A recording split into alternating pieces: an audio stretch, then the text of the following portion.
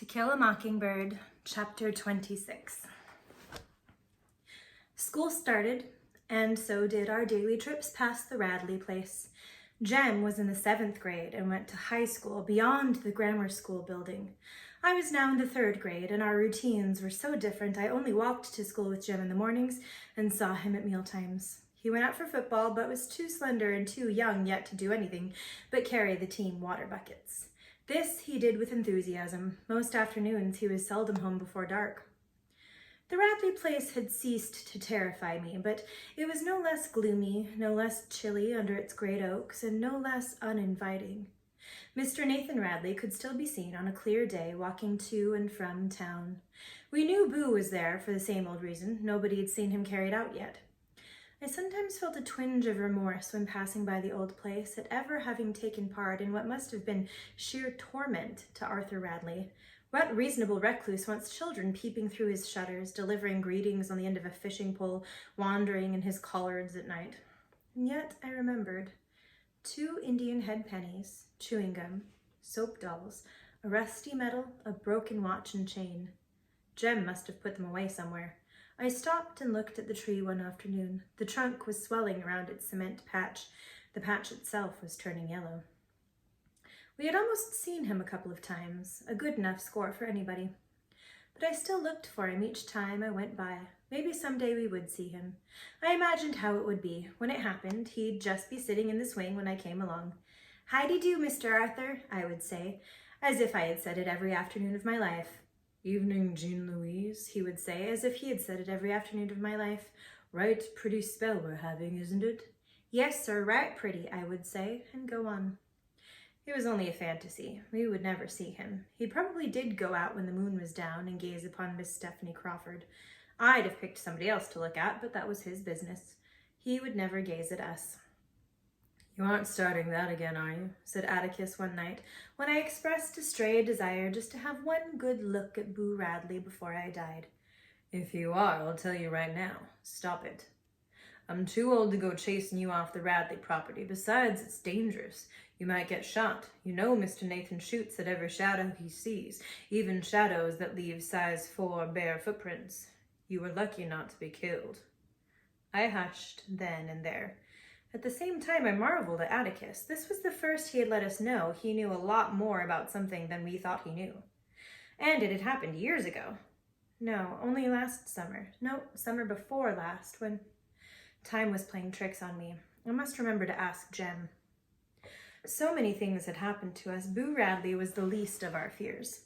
Atticus said he didn't see how anything else could happen, that things had a way of settling down, and after enough time passed, people would forget that Tom Robinson's existence was ever brought to their attention. Perhaps Atticus was right, but the events of the summer hung over us like smoke in a closed room. The adults in Maycomb never discussed the case with Jem and me.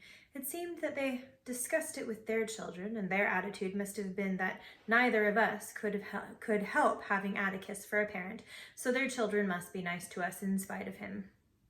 The children would never have thought that up for themselves. Had our classmates been left to their own devices, Jem and I would have had several swift, satisfying fistfights apiece and ended the matter for good. As it was, we were compelled to hold our heads high and be, respectively, a gentleman and a lady. In a way, it was like the era of Mrs. Henry Lafayette DuBose without all her yelling.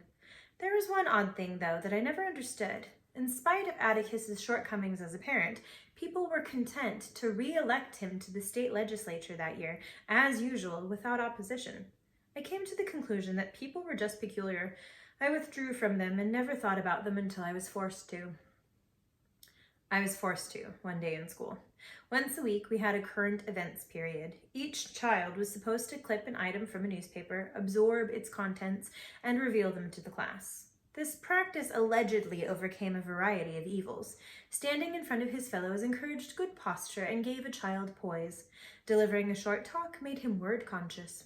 Learning his current event strengthened his memory. Being singled out made him more than ever anxious to return to the group. The idea was profound, but as usual, in Maycomb it didn't work very well. In the first place, few rural children had access to newspapers, so the burden of current events was borne by the town children, convincing the bus children more deeply that the town children got all the attention anyway. The rural children who could usually brought clippings from what they called the grit paper, a publication spurious in the eyes of Miss Gates, our teacher. Why she frowned when a child recited from the grit paper I never knew, but in some way it was associated with liking fiddling, eating syrupy biscuits for lunch, being a holy roller, singing Sweetly Sings the Donkey, and pronouncing it donkey, all of which the state paid teachers to discourage. Even so, not many of the children knew what a current event was. Little Chuck Little, 100 years old in his knowledge of cows and their habits, was halfway through an Uncle Natural story when Miss Gates stopped him. "Charles, that is not a current event. That is an advertisement." Cecil Jacobs knew what one was, though. When his turn came, he went to the front of the room and began. "Old Hitler, Adolf Hitler, Cecil," said Miss Gates. "One never begins with old anybody." "Yes, ma'am," he said. "Old Adolf Hitler has been persecuting, Cecil. No, Miss Gates, it says here. Well, anyway, old Adolf Hitler has been after the Jews, and he's putting them in prisons, and he's taking away all their property, and he won't let any of them out of the country, and he's washing all the feeble-minded and... Washing the feeble-minded? Yes, ma'am, Miss Gates. I reckon they don't have sense enough to wash themselves. I don't reckon an idiot could keep himself clean. Well, anyway, Hitler started a program to round up all the half-Jews, too, and he wants to register them in case they might want to cause him any trouble, and I think this is a bad thing, and that's my current event." "Very good, Cecil," said Miss Gates. Puffing, Cecil returned to his seat. A hand went up in the back of the room. "How can he do that?" "Who do what?" asked Miss Gates patiently. "I mean, how can Hitler just put a lot of folks in a pen like that? Looks like the government did stop him," said the owner of the hand. "Hitler is the government," said Miss Gates, and seizing an opportunity to make education dynamic, she went to the blackboard. She printed democracy in large letters. "Democracy," she said. "Does anybody have a definition?" "Us," somebody said. I raised my hand, remembering an old campaign slogan Atticus had once told me about. "What do you think it means, Jean Louise?" "Equal rights for all, special privileges for none," I quoted. "Very good, Jean Louise, very good," Miss Gates smiled. In front of democracy, she printed, "We are a." "Now, class, say it all together. We are a democracy." We said it. Then Miss Gates said, "That's the difference between America and Germany. We are a democracy and Germany is a dictatorship." "Dictatorship," she said. "Over here, we don't believe in persecuting anybody. Persecution comes from people who are prejudiced." "Prejudice," she enunciated carefully. "There are no better people in the world than the Jews, and why Hitler doesn't think so is a mystery to me." An inquiring soul in the middle of the room said, "Why don't they like the Jews, you reckon, Miss Gates?" "I don't know. They contribute to every society they live in, and most of all, they are a deeply religious people. Hitler's trying to do away with religion, so maybe he doesn't like them for that reason." Cecil spoke up. "Well, I don't know for certain," he said. "They're supposed to change money or something, but that ain't no cause to persecute 'em. They're white, ain't they?" Miss Gates said, "When you get to high school, Cecil, you'll learn that the Jews have been persecuted since the beginning of history, even driven out of their own country. It's one of the most terrible stories in history. Time for arithmetic, children." As I had never liked arithmetic, I spent the period looking out the window. The only time I ever saw Atticus scowl was when Elmer Davis would give us the latest on Hitler.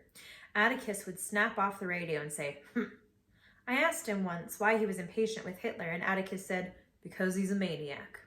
This would not do, I mused, as the class proceeded with its sums. One maniac and millions of German folks. Looked to me like they'd shut Hitler up in a pen instead of letting him shut them up. There was something else wrong. I would ask my father about it. I did, and he said he could not possibly answer my question because he didn't know the answer. "But it's okay to hate Hitler?" "It is not," he said. "It's not okay to hate anybody." "Atticus," I said, "there's something I don't understand. Miss Gates said it was awful, Hitler doing like he does. She got real red in the face about it." "I should think she would." "But..." "Yes?" "Nothing, sir." I went away, not sure that I could explain to Atticus what was on my mind, not sure that I could clarify what was only a feeling. Perhaps Jem could provide the answer. Jem understood school things better than Atticus. Jem was worn out from a day's water carrying. There were at least 12 banana peels on the floor by his bed, surrounding an empty milk bottle. "What you stuffing for?" I asked. "Coach says if I gain 25 pounds by year after next, I can play. This is the quickest way." "If you don't throw it all up, Jem," I said. "I want to ask you something." "Shoot." He put down his book and stretched his legs. "Miss Gates is a nice lady, ain't she?" "Why, sure," said Jem. "I liked her when I was in the room."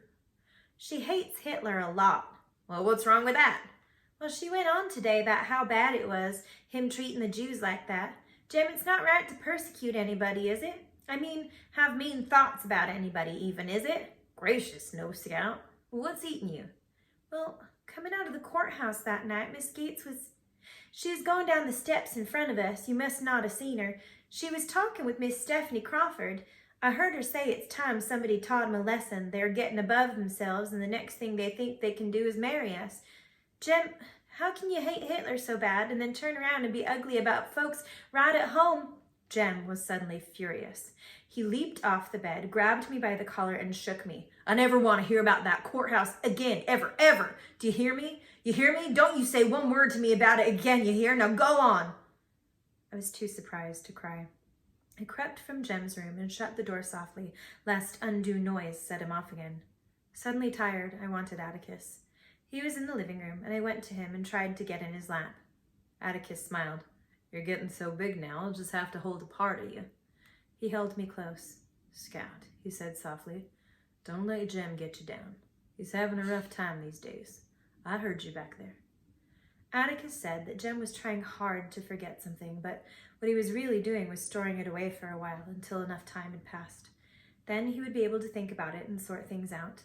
When he was able to think about it, Jem would be himself again.